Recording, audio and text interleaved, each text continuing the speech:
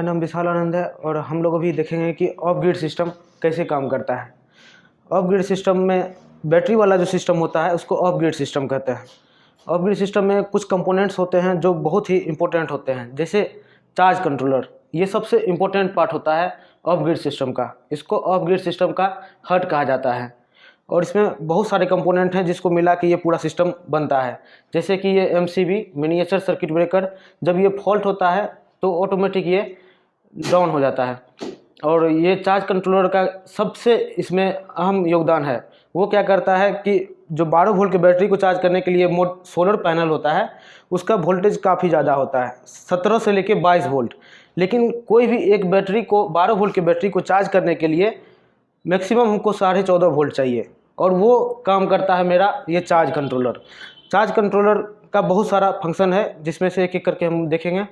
पहला ये है कि पैनल से आने वाले हाई वोल्टेज को लो करके वो बैटरी को डालता है। उसके बाद अगर ओवरलोड हो गया, यानी हम एक कैपेसिटी से ज़्यादा लोड लगा दिए, तो वो क्या करेगा, उसको डिस्कनेक्ट कर देगा।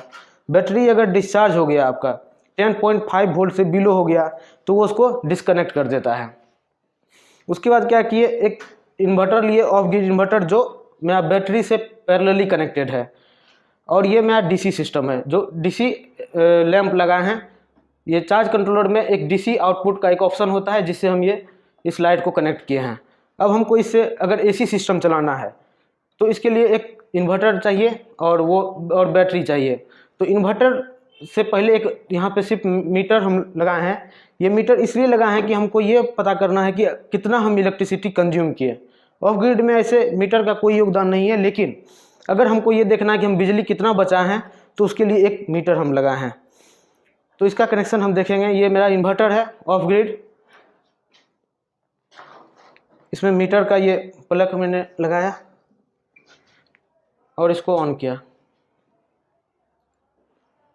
मेरा मीटर ऑन हो गया, डिस्प्ले इसमें शो कर रहा है।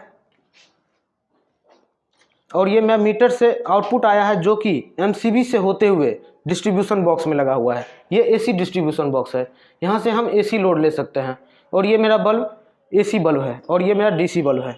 AC बल्ब को ऑन करने के लिए हम सबसे पहले ये इसमें प्लग लगाएं और ये MCB के थ्रू इसको हम ऑन किए और यहाँ से ऑन किए।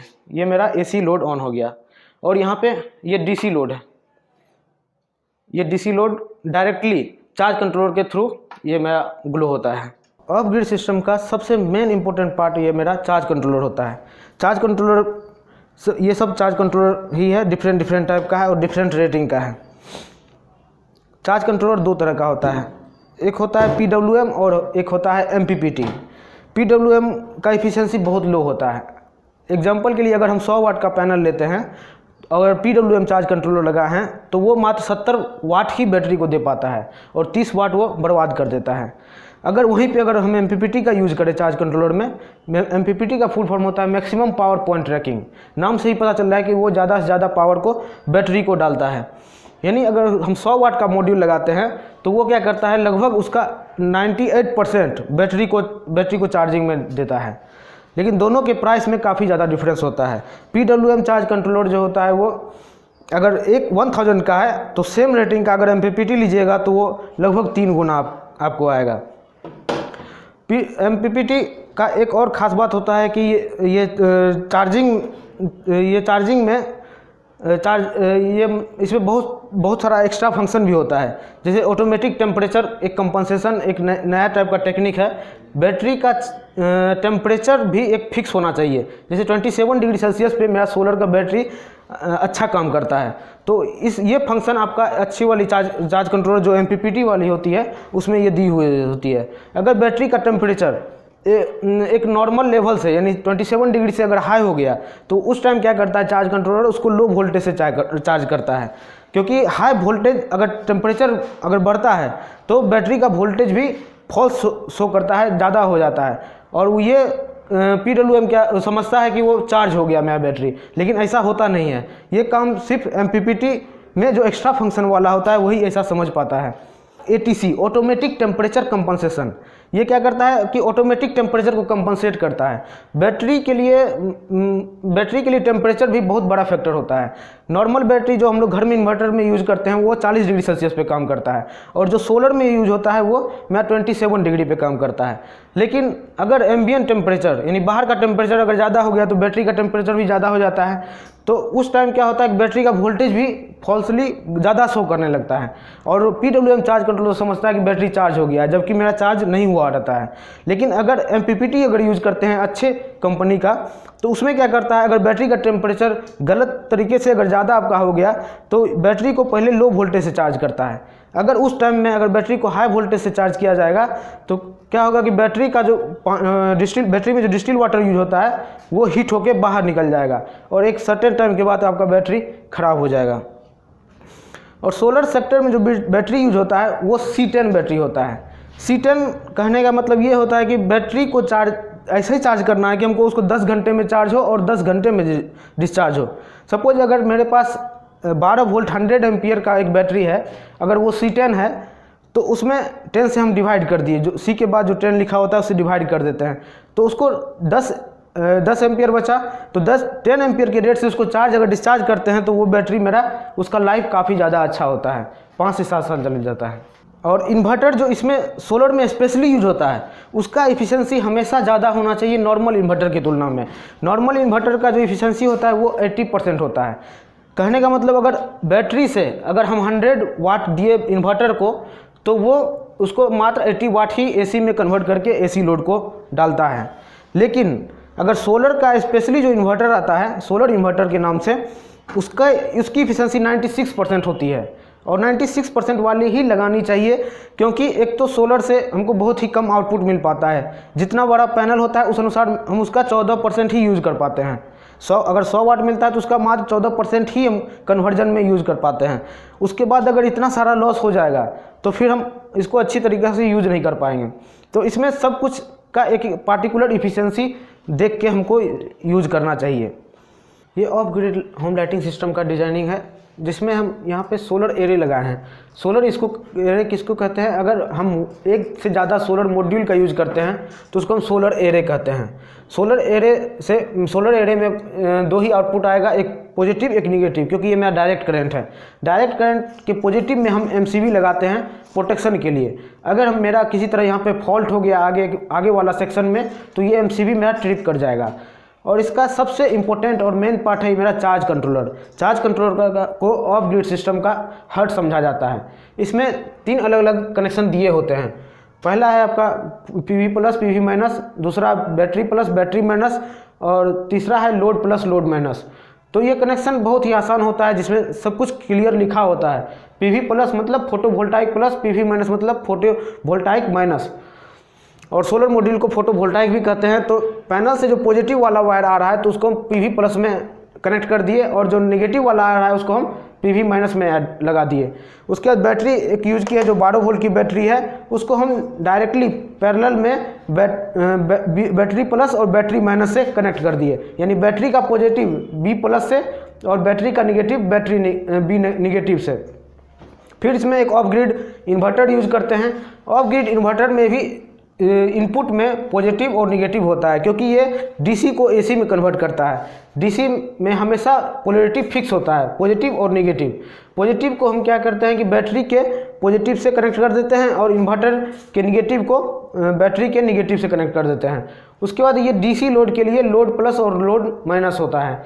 DC अगर हमको लोड चलाना है या DC बल्ब LED या कुछ भी चलाना है तो हम क्या करेंगे कि लोड के पैरेलली DC LED को कनेक्ट कर देते हैं, और इसमें हम पॉजिटिव में हमेशा स्विच को लगाते हैं।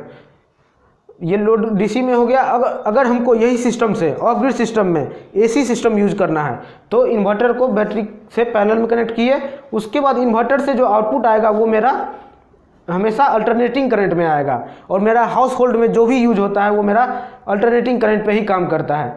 उसके बाद इससे जो आउटपुट आया उसको हम एनर्जी मीटर से लगा दिए। एनर्जी मीटर इसलिए लगा है कि हमको अगर पता करना है कि हम जो ये सिस्टम लगाए हैं कितना यूनिट हम यूज़ कर रहे हैं, इसकी जानकारी के लिए हम यहाँ पे एनर्जी मीटर लगा लिए। एनर्जी मीटर से जो आउटपुट आएगा उसको फिर हम एक एमसीबी से कनेक्ट कर दिए और वो हमेशा उसका मेन में ही लगाते हैं एमसीबी को। उसके बाद एमसीबी के आगे जो मेरा वायर आएगा उसको हम डिस्ट्रीब्यूशन बॉक्स में लगा दिए, एसी डिस्ट्रीब्यूशन बॉक्स, जहाँ से हम एसी लोड लेके हम कुछ भी काम कर सकते हैं। ये सोलर मैनेजमेंट यूनिट एक डिवाइस है जिसके थ्रू हम एग्जिस्टिंग इन्वर्टर, जो मेरा घर में पुराना वाला इन्वर्टर यूज होता है, उसको हम सोलर इन्वर्टर में कन्वर्ट कर सकते हैं। क्योंकि पुराना इन्वर्टर को चेंज करके सोलर इन्वर्टर लगाना बहुत ही कठिन काम है, तो उसके लिए हम एक डिवाइस, ये है सोलर मैनेजमेंट यूनिट। नाम से ही पता चल रहा है कि ये सोलर को मैनेज करने का काम करता है। इसमें दो तरह का मोड होता है, एक पीवी मोड, एक मेंस मोड। पीवी मोड के थ्रू हम क्या करते हैं कि जो पैनल वाला वायर आ रहा है उसको हम panel PV plus PV minus एक ऑप्शन होता है जिसमें हम ये पैनल के पॉजिटिव और नेगेटिव को कनेक्ट करते हैं। उसके बाद इससे बैटरी का भी ऑप्शन दिया हुआ रहता है, बैटरी प्लस और बैटरी माइनस। उसको क्या करते हैं कि बैटरी के पॉजिटिव टर्मिनल और बैटरी के नेगेटिव टर्मिनल से कनेक्ट कर देते हैं। और जो ये रेड और ब्लैक वाला है वो इन्वर्टर का डीसी इनपुट, यानी इन्वर्टर का बैटरी के लिए जो पॉजिटिव वायर है वो, और इन्वर्टर का बैटरी के लिए नेगेटिव वायर है, उसको हम कनेक्ट कर देते हैं। तो ये सोलर मैनेजमेंट यूनिट काम क्या करता है कि अगर आपका दोनों चीज़ है घर में, ग्रिड सप्लाई भी है और सनलाइट भी है, तो ये पहला प्रायोरिटी सनलाइट को देता है। अगर ग्रिड है भी तो ग्रिड को इंटर करने नहीं देगा आपके ये बैटरी में, और ये सोलर से सबसे पहले बैटरी को चार्ज करेगा। अगर सनलाइट नहीं है तो उस टाइम आपको ग्रिड से कनेक्ट करके ये इन्वर्टर के थ्रू बैटरी को चार्ज करेगा। इसमें दो ऑप्शन होते हैं, एक मेंस मोड है। अगर इसको मेंस मोड पे किए तो ये आपका मेंस मोड में चले जाएगा, यानी ग्रिड से जो सप्लाई आएगा वो आपकी ग्रिड डायरेक्टली लोड में चले जाएगा। अगर पीवी मोड कर दिए तो ये आपको पैनल से जो आ रहा है उससे ये पहले बैटरी को चार्ज करेगा।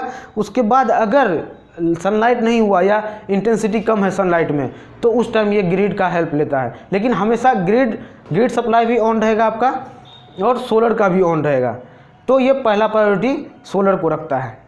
ये मैंने एक डीसी लाइट लगाया है जो ये शो करता है कि मेरा कनेक्शन सही है या नहीं, और बैटरी मेरा चार्ज हो रहा है कि नहीं।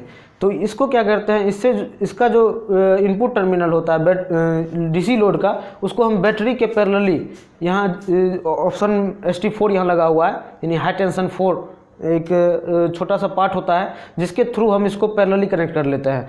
अगर यहाँ पे डीसी लाइट इसको ऑन किए और ये थोड़ी देर के बाद आपका ग्लो हो गया तो हम समझते हैं कि मेरा टोटल डीसी वाला कनेक्शन मेरा सही चल रहा है। ये सोलर से चलने वाला फाउंटेन है, ये आपका फ्री ऑफ कॉस्ट से चलता है, यानी एक बार आप सोलर मॉड्यूल लगा दिए उसके बाद आपको इसमें कोई इन्वेस्टमेंट करने का कोई ज़रूरत नहीं है। ये जैसे ही सनलाइट आपका होगा उसी टाइम आपका ये डायरेक्ट चलने लगेगा, और इसमें कोई बैटरी बैंक किसी का भी रिक्वायरमेंट नहीं है, ये डायरेक्टली सनलाइट पे चलता है। और जो हम लोग घर में यूज़ करते हैं वो काफ़ी कॉस्टली होता है, उसके लिए आपको इलेक्ट्रिसिटी का बिल पे करना पड़ता है। लेकिन ये मेरा फ्री ऑफ कॉस्ट, पैनल से जो वायर आया आपका पॉजिटिव नेगेटिव, वो डायरेक्टली मेरा एक इसमें ड्राई प्रोटेक्शन सर्किट लगाए हैं वो उससे कनेक्ट हो जाता है। ये ड्राई प्रोटेक्शन सर्किट इसमें ये बताता है कि अगर आपका पानी गर्मी के दिन में लगातार ये फाउंटेन चलते चलते पानी आपका सूख जाता है तो उससे क्या होगा कि आपका मोटर ख़राब हो जाएगा, क्योंकि ये मोटर इसमें सबमर्सिबल मोटर लगा हुआ है जिसको कूलिंग करने के लिए हमेशा पानी चाहिए ही। तो इसलिए हमने इसमें ड्राई प्रोटेक्शन सर्किट लगाया है। ये ड्राई प्रोटेक्शन सर्किट है जो क्या करता है, अगर आपका पानी वेपराइज होकर ख़त्म हो गया तो ये आपके मोटर को रोक देता है, और जब आप इसमें फिर से पानी डालिएगा तो ये आपका फिर से मोटर आपका स्टार्ट हो जाएगा, और इस तरह से मेरा मोटर सुरक्षित रह जाता है। इसको हम देखते हैं कि कैसे ये, अगर एक एग्जांपल के तौर पे हम देखेंगे कि पानी अगर आपका निकल गया तो कैसे आपका ये सिस्टम ऑफ हो जाएगा, और इसमें रेड इंडिकेटर भी शो करेगा। इसके लिए हमने यहाँ पे एक आउटलेट लगाया है जिससे हम पानी को बाहर निकालेंगे।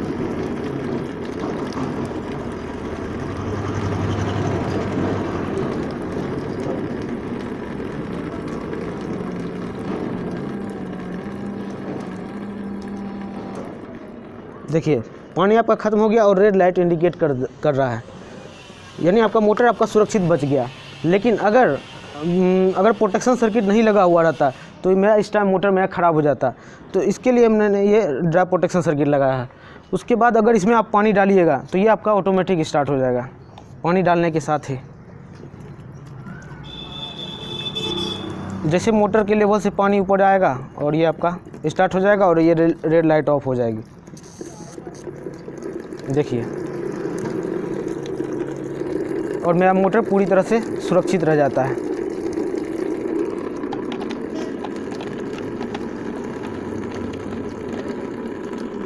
तो इस तरह से ये सिस्टम मेरा पूरी तरह से सुरक्षित है। सोलर मॉड्यूल यानी सोलर पैनल 3 तरीका का होता है, 3 डिफरेंट टाइप के होते हैं। एक होते हैं पॉलीक्रिस्टलाइन, ये है पॉलीक्रिस्टलाइन, ये रेक्टेंगल शेप में हमेशा होता है। और एक होता है आपका मोनोक्रिस्टलाइन, जिसके बीच में आपका स्टार शेप होता है। इसको पहचानने का एक यही तरीका है। और दूसरा तरीका ये है कि अगर आपका ये डार्क ब्लू है तो ये आपका पॉलीक्रिस्टलाइन होगा, और मोनोक्रिस्टलाइन आपका ये डार्क ब्लैक कलर का होता है। और तीसरे टाइप का जो मॉड्यूल होता है वो सबसे डिफरेंट वो होता है थिन फिल्म। और सबसे ज़्यादा हम लोग का यूज होता है पॉलीक्रिस्टलाइन। पॉलीक्रिस्टलाइन इसलिए सबसे ज़्यादा यूज होता है क्योंकि ये बहुत ज़्यादा टेम्परेचर में भी आपका अच्छी तरीके से काम करता है। लेकिन मोनो के लिए बहुत ही कम टेम्परेचर चाहिए। ये 35 डिग्री सेल्सियस के बाद ये पैनल ख़राब होने लगता है। और ये थिन फिल्म जो है ये काफ़ी ज़्यादा टेम्परेचर पे काम करता है, लेकिन इसका सबसे बड़ा ड्रॉबैक ये है कि ये मॉड्यूल साइज़ के अनुसार काफ़ी कम इसका आउटपुट आता है। आउटपुट वाइज सबसे अच्छा मेरा मोनोक्रिस्टलाइन है, लेकिन ये ज़्यादा टेम्परेचर में अच्छा से काम नहीं कर पाता है। थिन फिल्म एरिया वाइज काफ़ी ज़्यादा लेता है, लेकिन ये बहुत ज़्यादा टेम्परेचर में भी ये बहुत अच्छा काम करता है। अगर इफ़िशियंसी वाइज देखें तो इस मॉड्यूल का इफ़िशियंसी यानी पॉलीक्रिस्टलाइन का 14 to 60% होता है और मोनोक्रिस्टलाइन का 16 to 19% होता है। और अभी एक सन पावर एक ऐसी कंपनी है जो इसकी इफ़िशियंसी 22% तक बना दी है। लेकिन थिन फिल्म का अभी तक ज़्यादा इसमें विस्तार नहीं हुआ है। लेकिन आपका जो भी फ्लेक्सिबल टाइप का सोलर मॉड्यूल होता है, आजकल जो मोड़ने वाला फोल्डेबल सोलर मॉड्यूल आ रहा है, वो आपका थिन फिल्म का ही एक टाइप है। क्योंकि थिन फिल्म ही एक ऐसा पैनल है जिसको हम मोड़ भी सकते हैं, इसके सेल को हम किसी भी शेप में ढाल सकते हैं। लेकिन बाकी दोनों काफ़ी ज़्यादा हार्ड होते हैं, जिसके कारण इसको अगर हम थोड़ा सा भी अगर मोड़ने का कोशिश करेंगे तो ये मेरा सेल टूट जाएगा। तो अभी लेटेस्ट सबसे ज़्यादा रिसर्च अभी थिन फिल्म पे ही चल रहा है। इफ़िशियंसी वाइज कम है, लेकिन ये फ्लेक्सिबल है और इसको हम कहीं भी फोल्ड करके ले जा सकते हैं। तो अगर हम अपने एरिया की बात देखें तो सबसे ज़्यादा मेरा पॉलीक्रिस्टलाइन यूज होता है, क्योंकि पॉलीक्रिस्टलाइन बहुत ज़्यादा टेम्परेचर में भी अच्छा काम करता है। पॉलीक्रिस्टलाइन नाम से ही पता चलता है कि पॉली मीन्स मल्टी, यानी बहुत ज़्यादा मोर देन 1 क्रिस्टलाइन को मिला के ये बनता है। लेकिन मोनो मीन्स सिंगल होता है, ये आपका प्योरली होता है, यानी काफ़ी शुद्ध होता है और शुद्ध चीज़ ज़्यादा टेम्परेचर नहीं सह सकता है, तो इसके कारण ये ज़्यादा टेम्परेचर में ख़राब हो जाता है। लेकिन थिन फिल्म ये बहुत सारा मटेरियल से मिलकर बना होता है, इसके कारण ये मेरा बहुत ही टेम्परेचर में भी ये अच्छा काम करता है। लेकिन इफ़िशियंसी वाइज कम होने के कारण इसका हम बहुत ही कम यूज करते हैं। प्राइस वाइज मेरा मोनोक्रिस्टलाइन काफ़ी कॉस्टली होता है, क्योंकि सेम एरिया में ये मेरा अगर 10x10 का अगर ये लेते हैं तो अगर ये 100 वाट अगर देता है, तो अगर सेम उसी एरिया में अगर इसको हम लेंगे तो उसका आउटपुट कम हो जाएगा। अगर ये 100 वाट दे रहा है तो ये आपका 80 वाट के आसपास देगा, और ये तो काफ़ी कम 1/4 देता है। इसके तुलना में 1/4 कम पावर देता है एरिया वाइज। थिन फिल्म का इफ़िशियंसी एरिया वाइज काफ़ी कम होता है, यानी अगर हम ये 100 स्क्वायर फीट का अगर लेते हैं तो ये आपका लगभग उसका 4 गुना जो कैलकुलेशन करने के बाद आएगा, उतना एरिया में आपको ये उतना ही सेम आउटपुट मिलेगा। यही रीज़न है कि थिन फिल्म हम नहीं यूज़ करते हैं।